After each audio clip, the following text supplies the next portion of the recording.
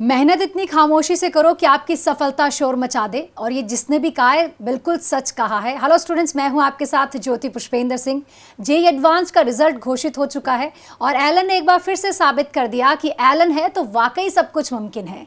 Elon ने अपनी ही पुराने रिकॉर्ड्स को ध्वस्त करते हुए एक नई हिस्ट्री को क्रिएट किया है।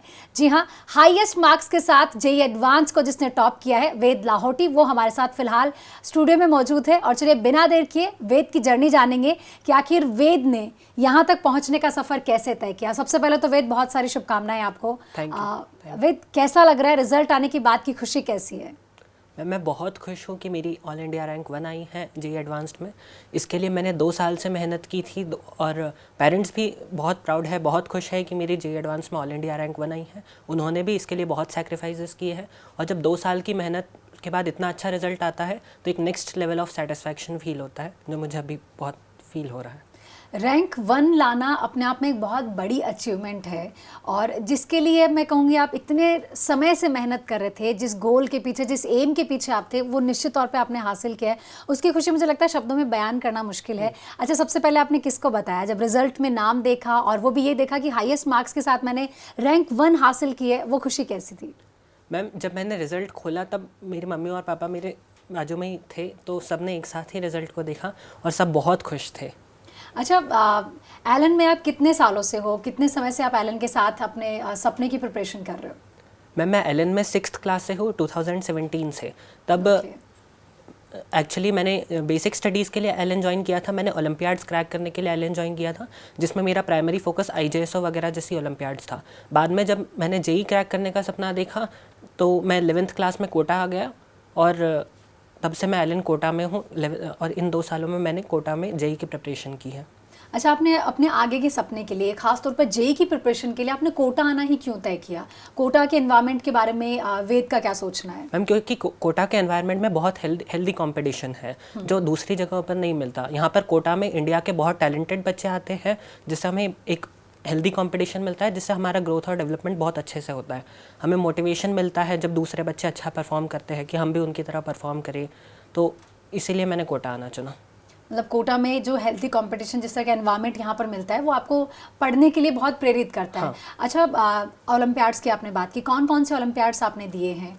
मैंने आईजेएसओ 2021 में यूएई ने ऑर्गेनाइज़ किया था, इसमें मुझे गोल्ड मेडल मिला था। अच्छा, इस तरह के एग्जाम्स एक स्टूडेंट को क्यों देने चाहिए, आपको क्या लगता है? इस तरह से इस तरह के एग्ज़ाम देने से मतलब हमारी काफ़ी हेल्प होती है, मतलब अकेडमिकली हम काफ़ी प्रिपेयर होते हैं। इसके अलावा इससे बहुत नॉलेज बढ़ता है और एक इंटरनेशनल एक्सपोजर मिलता है, जिससे हम अलग अलग देशों के बहुत टैलेंटेड बच्चों से मिलते हैं। और इसी ओलंपियाड के ज़रिए मुझे इंडिया के बहुत अच्छे बच्चों से मिलने का मौका मिला, जिसके बाद मैंने डिसाइड किया कि मैं कोटा आऊँगा, जिससे कि इन सारे बच्चों के साथ ही मेरी प्रिपरेशन हो जाएगी। ओके। अच्छा, क्या हमेशा से ही वेद का सपना था कि मुझे आईआईटीएन ही बनना है, मुझे जेईई की ही प्रिपरेशन करनी है? मतलब हमेशा से ऐसा था या एक समय के बाद समझते समझते समझा कि मेरा इंटरेस्ट किस साइड है, मुझे क्या करना चाहिए? ये आपका सपना था या फैमिली का सपना था? नहीं, पढ़ते पढ़ते मुझे रियलाइज़ हुआ कि मेरा इंटरेस्ट मैथ्स की तरफ ज़्यादा है बायो की तुलना में, इसलिए मैंने मैथ्स लिया और आईआईटीएन बनना डिसाइड किया। अच्छा, क्योंकि वेद, आपने जितने मार्क्स के साथ, जितने हाईएस्ट मार्क्स के साथ रैंक 1 हासिल की है, वो एक बहुत बड़ी बात है और हिस्ट्री को आपने क्रिएट किया है। ऐसे में अगर कोई वेद का रूटीन जानना चाहे कि वेद ने ऐसा क्या किया जो वेद आज यहाँ पर है? मैंने ऐसा कुछ स्पेशल नहीं किया। मेरा पढ़ने में इंटरेस्ट था तो मैं जितना हो सके उतना पढ़ता था। मैं रोज़ जेईई का सिलेबस वैसे ही काफ़ी बड़ा है, तो मैं रोज़ गोल्स तय करता था कि आज इतना पढ़ना है, उसी के बाद सोना है। तो मैं सुबह सुबह तो एलन चला जाता था, लेकिन आने के बाद अपने सारे गोल्स को कंप्लीट करके ही सोता था। तो इससे धीरे धीरे प्रिपरेशन कंप्लीट होती गई। मैंने कभी बैकलॉग इकट्ठा नहीं होने दिया। अच्छा, मतलब घंटे देख के आपने पढ़ाई नहीं की? घंटे देखकर मैंने कभी पढ़ाई नहीं की। मैंने अपने इंटरेस्ट से खुद पढ़ाई की। जब तक मेरे गोल्स कंप्लीट नहीं होते थे तब तक मैं पढ़ता था। अच्छा, आप कोटा में आप अकेले रहे हो इन 2 सालों में? हाँ, मैं कोटा में इन 2 साल में अकेला रहा। कभी कभी मम्मी विजिट करती थी, पर मेजॉरिटी ऑफ द टाइम मैं अकेला ही था।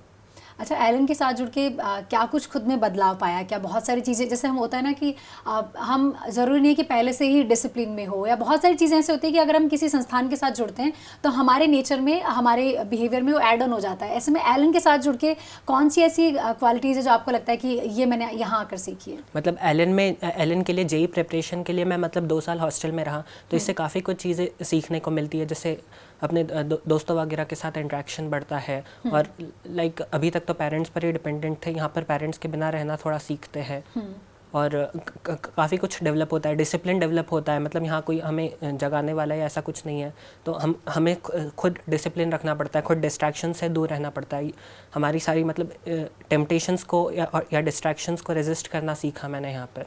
मैंने बहुत कुछ सीखा है यहाँ पे। अच्छा वेद, अपना घर, अपना शहर छोड़कर जब आप अकेले कहीं पढ़ने जाते हो, और वो भी एक कोटा जैसे शहर में जहाँ पर आप ही की उम्र के इतने सारे स्टूडेंट्स यहाँ पर हैं, तो डिस्ट्रैक्शन निश्चित तौर पे बहुत सारे हैं, लेकिन उन डिस्ट्रैक्शन से आपने खुद को कैसे दूर रखा? और जो कोटा आने वाले हैं, जो एलन के साथ जुड़कर अपने सपने की प्रिपरेशन करना चाहते हैं, आप उन्हें क्या एडवाइस करना चाहेंगे?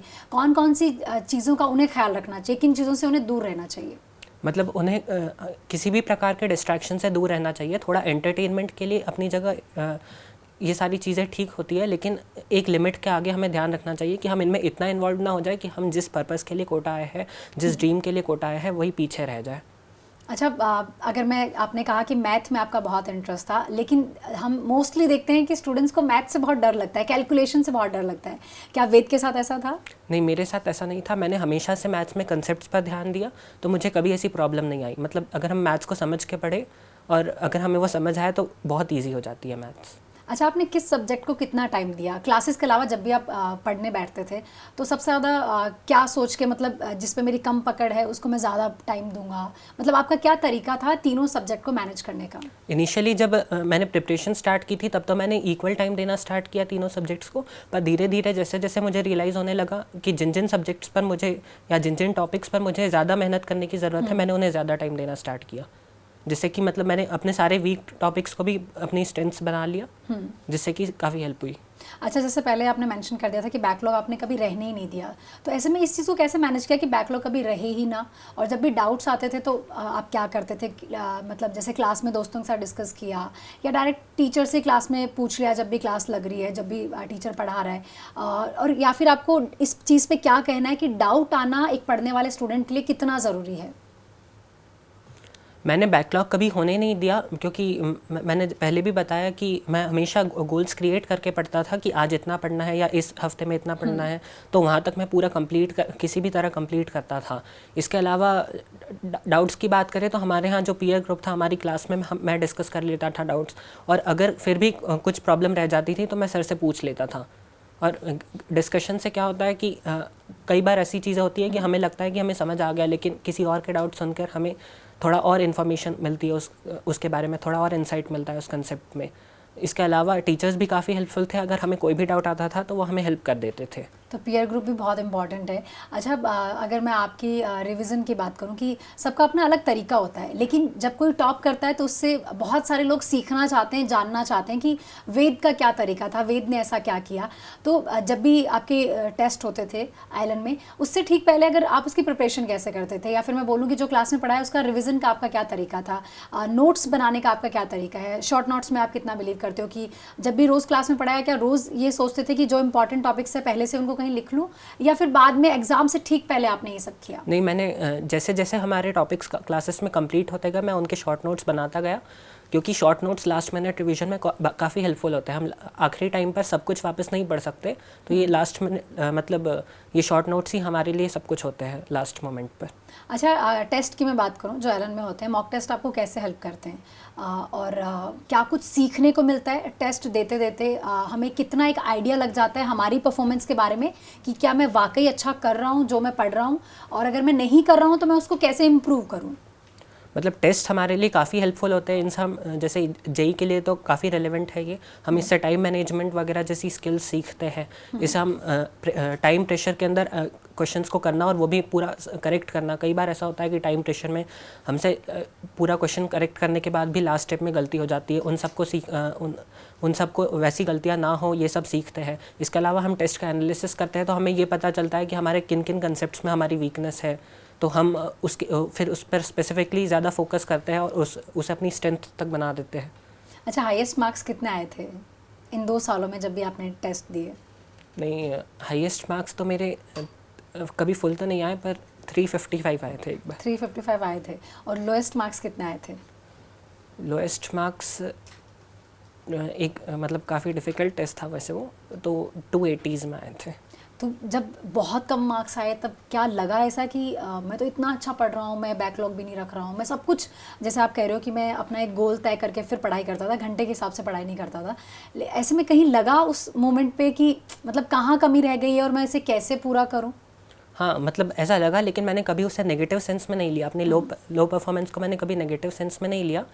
हमेशा अगर हमसे टेस्ट में मार्क्स कम आते हैं तो हमें उससे सीखने को ही मिलता है। हमें पता चलता है कि किन किन कंसेप्ट्स में हमें प्रॉब्लम आ रही है, तो हम टीचर से बात करते थे, फिर वो हमें उसमें एक्स्ट्रा सपोर्ट प्रोवाइड करते थे, उस पर्टिकुलर टॉपिक के रेलेवेंट क्वेश्चंस प्रोवाइड करते थे, फिर हम उन्हें प्रैक्टिस करते थे और ऐसे धीरे धीरे हमारा स्कोर बढ़ता गया और कंसिस्टेंसी हमने मेंटेन करके रखी थी। अच्छा, बहुत बार हम देखते हैं कोटा में जो स्टूडेंट्स पढ़ते हैं, अगर उनके हॉस्टल रूम की मैं बात करूं तो उनके रूम में बहुत कुछ ऐसे मिलेगा आपको जो लगता है कि एक स्टूडेंट का रूम है। ऐसे में अगर मैं वेद की बात करूं, वेद के रूम में कुछ ऐसा है कि ड्रीम कॉलेज का नाम लिखा हो या फिर कुछ ऐसा अपना गोल तय कर रखा हो कि ये मार्क्स तो मैं लेकर ही आऊँगा जेईई एडवांस में? ऐसा आपके रूम की अगर मैं वाइब जानना चाहूँ कि कैसा रूम है आपका? मतलब ऐसा रूम में नहीं लगा रखा है, लेकिन मुझे मन से पता है कि मुझे यहाँ जाना है या इतने मार्क्स लाने हैं। इस तरह से हमें पता होता है। अगर इंटरनली मोटिवेशन होता है तो मतलब सब कुछ हो जाता है। बाहरी चीज़ें आपको कभी मोटिवेट नहीं कर सकती? मतलब उसे बाहर, अगर सच में आपको मोटिवेशन है वहाँ आपका जो भी ड्रीम है उसे पूरा करने के लिए, तो उसे एक पेपर पर लिख कर सामने चिपकाने की ज़रूरत नहीं होती। निश्चित तौर पर ये बहुत बड़ी सीख आप दे रहे हैं उन स्टूडेंट्स के लिए जो खास तौर पे ऐसा करते हैं, जिन्हें लगता है कि अगर मेरे सामने कोई चीज़ रहेगी तो मैं खुद से उस चीज़ के लिए प्रिपेयर रहूँगा कि ये मेरा गोल है, ये मेरा एम है। खैर, इसमें सबका अलग अलग तरीका भी होता है, लेकिन आपका ये मानना है कि इंटरनल आप अगर मोटिवेट हैं तो बाहरी चीज़ों से आपको कोई मतलब नहीं होता है। अच्छा, चलिए पढ़ाई की मतलब अगर ये हेल्पफुल हो सकता है, अगर कभी कभी किसी बच्चे के ज़्यादा डिस्ट्रैक्शंस वगैरह हो तो ये हेल्पफुल हो सकता है, पर मुझे ऐसी कभी ज़रूरत आपके केस में ऐसा नहीं है। अच्छा वेद, आपने जेईई एडवांस में रैंक 1 हासिल की है। ऐसे में बहुत सारे स्टूडेंट्स शायद ये जानना चाहेंगे आपसे कि आपने कौन सा स्टडी मटेरियल फॉलो किया है? मुझे जैसा कि एलन के टीचर्स ने रिकमेंड किया था, मैंने सिर्फ एलन के स्टडी मटेरियल को फॉलो किया। इसमें हमें एलन के स्टडी मटेरियल सारे चैप्टर्स का डिस्क्रिप्शन और उनके क्वेश्चंस तो मिलते ही है। इसके अलावा हमें कुछ एडिशनल चीज़ें भी मिलती है, जैसे कि हमें हैंडबुक्स मिलती है, रेसेस मिलती है। हमारे यहाँ एलन में स्कोर टेस्ट्स कंडक्ट होते हैं और मैंने इसके बाद प्रीवियस ईयर क्वेश्चन सॉल्व किए। अच्छा, ये बुक्स आपको कैसे हेल्प करती है जेईई की इस पूरी जर्नी में? मतलब एलन का स्टडी मटेरियल तो है ही, पूरी प्रिपरेशन के दौरान वो यूज़फुल होता है। इसके अलावा हमें रेसेस मिलती है जिसमें टॉपिक वाइज क्वेश्चंस होते हैं, जिसे हम मतलब टॉपिक वाइज एफिशिएंसी गेन कर सके। इसके अलावा हैंडबुक्स होती है जो लास्ट मिनट रिवीजन में हमें हेल्प करती है। उसमें सारी चीज़ें, सारे फार्मूले एक बहुत ब्रीफ में दिए हुए होते हैं। और स्कोर टेस्ट एलन द्वारा कंडक्टेड होते हैं, जिसमें बहुत अच्छे लेवल के टेस्ट होते हैं, जिससे हमें एक जेईई एडवांस वाली फील आती, जेईई मीन्स और जेईई एडवांस वाली फील आती है करते समय उन्हें। तो काफ़ी मतलब एग्ज़ाम टेम्परामेंट मैनेज करने की प्रैक्टिस होती है। और इसके अलावा मैंने प्रीवियस ईयर क्वेश्चन सॉल्व किए, जो कि जिससे कि फाइनली एक बार हम समझ सके कि कैसा पेपर आता है एडवांस में, कैसा पेपर आता है मेंस में। इसके लिए मैंने प्रीवियस ईयर क्वेश्चन सॉल्व किए थे। अच्छा वेद, इन बुक्स ने आपको इस जेईई की जर्नी में कैसे हेल्प किया? हमारे यहाँ जो एलन का रेगुलर स्टडी मटेरियल मिला, उससे हमने पूरी प्रिपरेशन की। इसके अलावा हमें एलन से एडिशनल बुक्स मिली, जैसे कि हमें रेसेस मिले। रेसेस में टॉपिक वाइज क्वेश्चंस होते हैं, जिससे हमें कोई पर्टिकुलर टॉपिक में अगर कोई प्रॉब्लम हो तो उसे प्रैक्टिस करने के लिए हमें बहुत अच्छी रहती है रेसेस। इसके अलावा हमें हैंडबुक्स मिली जो लास्ट मिनट रिवीजन के लिए काफ़ी हेल्पफुल होती है। उसमें सारे फार्मूले दिए होते हैं, सब कुछ एक बार ब्रीफ में एक्सप्लेन किया होता है, जिससे हम लास्ट मोमेंट पर सब कुछ एक बार वापस देख कर जा सके। इसके अलावा हमें एलन ने स्कोर टेस्ट्स दिए, जिसमें जो बहुत अच्छे लेवल के टेस्ट होते हैं, जिससे हमें रियल एग्ज़ाम की फील आ सके। इसके अलावा एलन ने हमें topic wise previous year questions provide किए, जिससे हम टॉपिक मतलब सब्जेक्ट वाइज हमारा इम्प्रूवमेंट हो सके। तो आप भी वेद की तरह एलन की इन बुक्स के थ्रू अपने स्कोर को बूस्ट कर सकते हो। अच्छा, पढ़ने की बातें तो हमने बहुत की, पढ़ाई के बारे में बहुत सारे सवाल मैंने आपसे किए, लेकिन पढ़ाई के अलावा वेद के क्या क्या शौक़ हैं? पढ़ाई के अलावा जो शौक़ है, मतलब मेरी जो भी हॉबीज़ हैं, मैं उन्हें इन 2 साल में तो ज़्यादा परस्यू नहीं कर पाया, पर उसके पहले मैं क्रिकेट को भी फॉलो करता था, क्रिकेट खेलता भी था और चेस भी खेलता था। अच्छा, आपको क्रिकेट खेलना पसंद है? लास्ट मैच कब देखा था?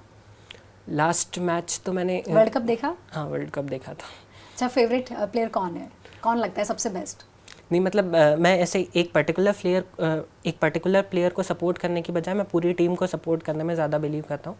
कई बार ऐसा होता है कि किसी पर्टिकुलर प्लेयर के जो फैंस होते हैं वो इतना ज़्यादा सपोर्ट करते हैं कि उन्हें कोई फ़र्क ही नहीं पड़ता कि टीम जीते या हारे। मेरे हिसाब से टीम का मतलब पूरी टीम का ओवरऑल परफॉर्मेंस अच्छा हो, ये ज़्यादा ज़रूरी होना चाहिए। वो सभी बेस्ट हैं जो अपना 100% दे रहे हैं उस गेम में। अच्छा, चेस को आपने मेंशन किया। चेस एक बहुत अलग लेवल का गेम है, ऐसे में मैं जानना चाहूँगी कि आपका उसमें इंटरेस्ट क्यों डेवलप हुआ और उससे आपको क्या सीखने को मिलता है?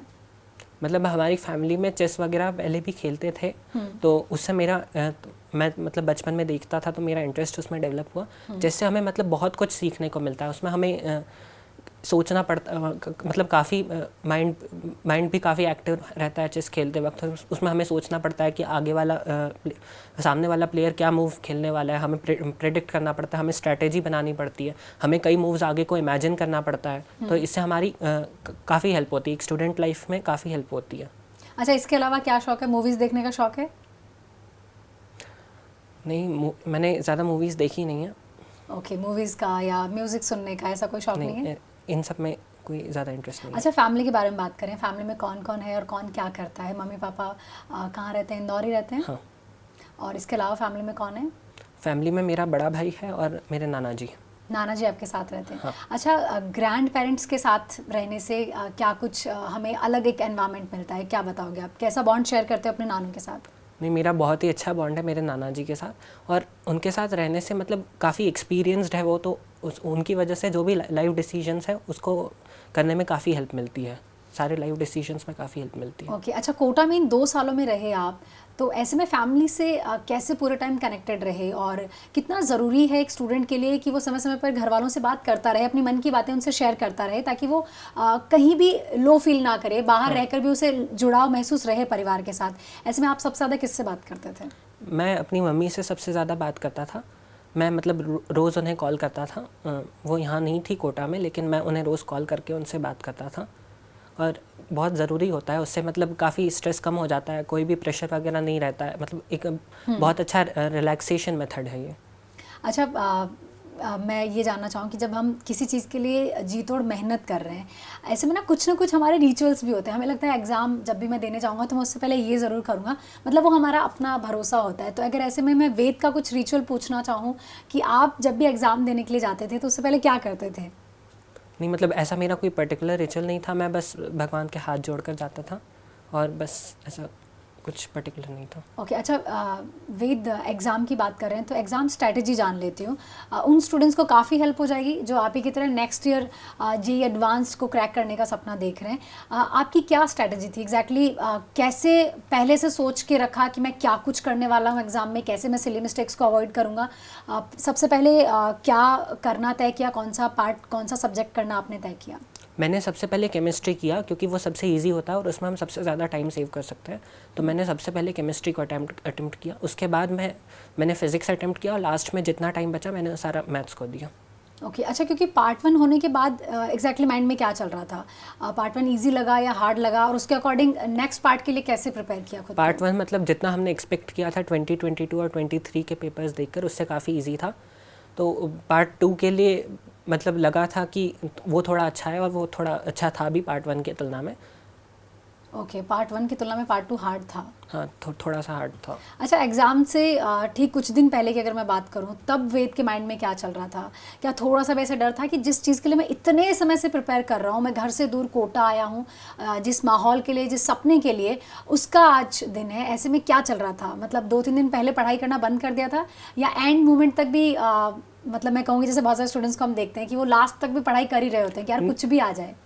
मैंने 2-3 दिन पहले पढ़ाई करना बंद कर दिया था। मतलब मैंने लास्ट के 2-3 दिन में सिर्फ थोड़ा सा रिलैक्स हो गए थे? केमिस्ट्री का थोड़ा सा पोर्शन रिवाइज़ किया, बाकी मैं पूरा फुल रिलैक्स मोड में था, क्योंकि थोड़ी सी नर्वसनेस तो थी, और एग्ज़ाम के दिन भी थी। लेकिन जब मैंने एग्ज़ाम में अटेम्प्ट करना क्वेश्चंस अटेम्प्ट करना स्टार्ट किया, तो मतलब मेरा ध्यान उसी में चला गया, और ध्यान ही नहीं रहा कि नर्वसनेस वगैरह है।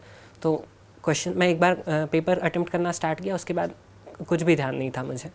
अच्छा, जे एडवांस का एग्ज़ाम होने के बाद क्या लगा कि चलो फाइनली अब एग्ज़ाम हो गया, अब मैं रिलैक्स हो गया हूँ? क्या कुछ किया घर जाके? एडवांस के बाद तो मतलब सिर्फ एंजॉय ही किया है। ओके अच्छा, अगर वेद का मैं ड्रीम कॉलेज पूछना चाहूँ तो वेद का ड्रीम कॉलेज कौन सा है, बताना चाहोगे? मतलब रहने देते हैं। मुझे लग रहा है कि वेद कुछ चीज़ें सीक्रेट रखना चाहते हैं अपने तक। जब फाइनली आप कॉलेज हासिल कर लोगे जो आपने तब सोचा सबको है, पता चल तब ही सबको पता चल जाएगा। अच्छा, अंत में कुछ कहना चाहेंगे उन स्टूडेंट्स को जो कोटा आकर अपने सपने की तैयारी करना चाहते हैं, जो आप ही की तरह, जैसे आपने कहा कि मैं पढ़ रहा था लेकिन फिर भी मैंने कोटा आना तय किया क्योंकि उस माहौल की मुझे नीड थी, मुझे लगता था कि उस माहौल में रहकर मुझे पढ़ाई करनी चाहिए। ऐसे में आप क्या कहेंगे स्टूडेंट्स को कोटा के बारे में, एलन के बारे में? मतलब अगर आप सच में आपका ड्रीम है कि आप जेई या नीट में अच्छी रैंक लाओ और एक अच्छा अपने ड्रीम कॉलेज में जाओ, तो आपको कोटा आना चाहिए।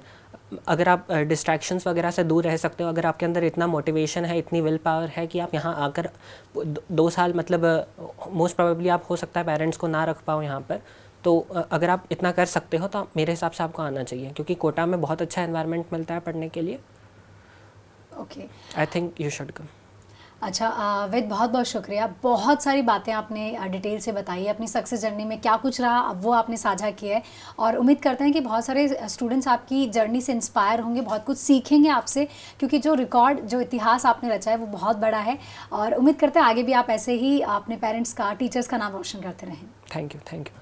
और चलिए इसी के साथ फिलहाल इस खास प्रोग्राम में, इस सक्सेस जर्नी में मुझे इजाज़त दीजिए। नमस्कार।